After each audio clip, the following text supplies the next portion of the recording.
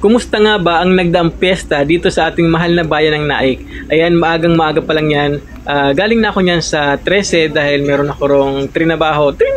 At yun nga, pagbadaan namin dito sa may Baratillo, mula doon sa may Macdo, ayan, at mapapansin mo, hindi pa sila nakakapag-ayos dahil nga maulan. Ayan, yung iba mga nilalamig pa. At pagdating naman dito, mapapansin mo, wala pang masyadong sasakyan. Ayan. Mga tinatamad pang lumabas yung mga tao dyan. Nasa mag-aalas 8 na yan ang mga oras na yan. At pagdating naman dito sa plaza, ayan, makapansin mo marami ng tao dyan, no? May simba na ata ng mga oras na yan eh. Ayan. Oh. Tapos yung yung sound system, ayan, hinahanda na, oh. Ayan, nasa labas pa nga. Nag-aayos pa sila dyan dahil pagkadating nga ng gabi dyan, magkakaroon ng parang mini concert yon ni December Avenue. 8 sakto.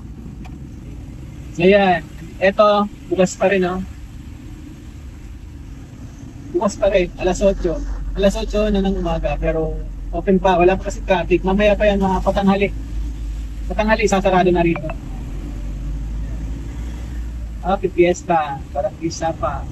So yun, mga bandang alas 3 yan ng hapon, papunta kami ng bayan yan. Ang dami ng tricycle dito sa Barangay Sapa. Hanggang dyan lang po kasi ang mga tricycle. Kasi hindi na po pwede silang tumawid dyan dahil makakasikip na sila ng trapiko doon. Ayan. Kaya ito ang luwag-luwag dito ng kalsada. Ayan, no? Pero kami, mga private vehicle, po pwede kayong makatawid dyan, lalo na yung tulad namin na nagdi-deliver. Pinapayagan kayong makatawid dito. At yung mga pasahero naman, ayan, maglalakad na lang sila mula dyan sa tulay hanggang sa bayan o kung saan pa sila pupunta, kung sa piryahan, lakad na lang kasi nga wala na sila dyan po pwedeng masakyan dahil hindi sila po pwedeng makabiyahe dyan yung mga tricycle driver. Itong binabagtas namin na to, ito yung Barangay Kanluran, ayan, at mapapansin mo walang traffic kasi nga hindi na nakakatagos dito yung mga tricycle, hanggang doon lang sila nga sa Loysoy Bridge. At dito na nga kami dumiretso sa palengke dahil dito lang walang traffic.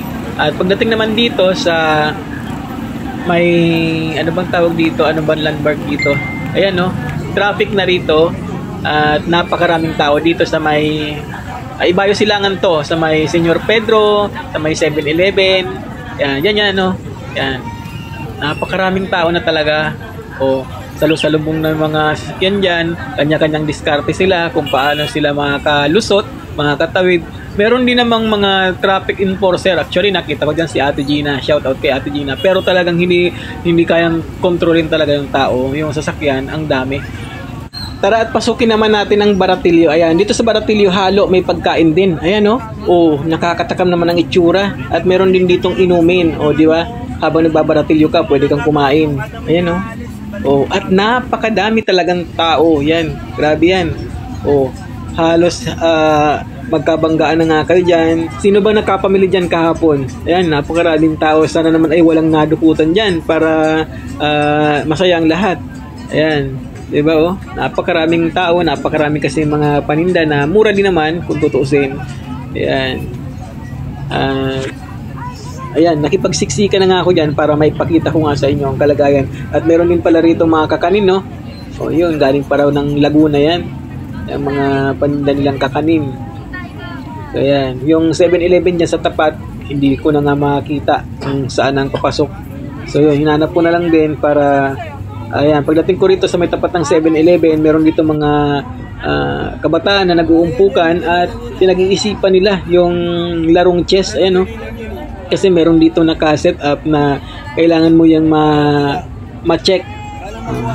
Checkmate, checkmate. Wala naman akong kaalam-alam sa sa chess. Pero naisipan ko itong i-video kasi walang makatira. Dahil siguro ay malupit din yung yung meron nitong pag-games. Ayan, kaya yung kabataan, todo yung pag-iisip nila at iniwanan ko na nga dahil wala naman nakakasagot.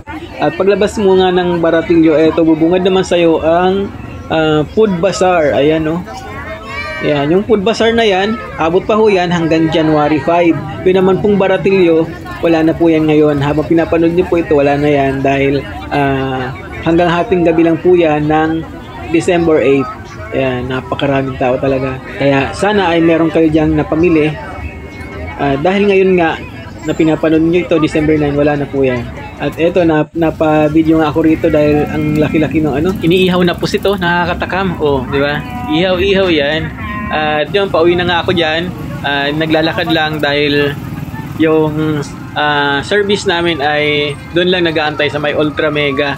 At eto, pagdaan naman namin dito sa may palengke, kung mapapansin mo, ayan oh, parang ang lungkot, parang kukunti lang yung pumunta siguro dyan dahil yung mga tao nasa mga galaan talaga na. Sa bagay, ng mga oras na yan, paggabi na rin, mga alas 5 siguro yan, ng mga time na yan. Kaya, normally, talagang wala ng tao.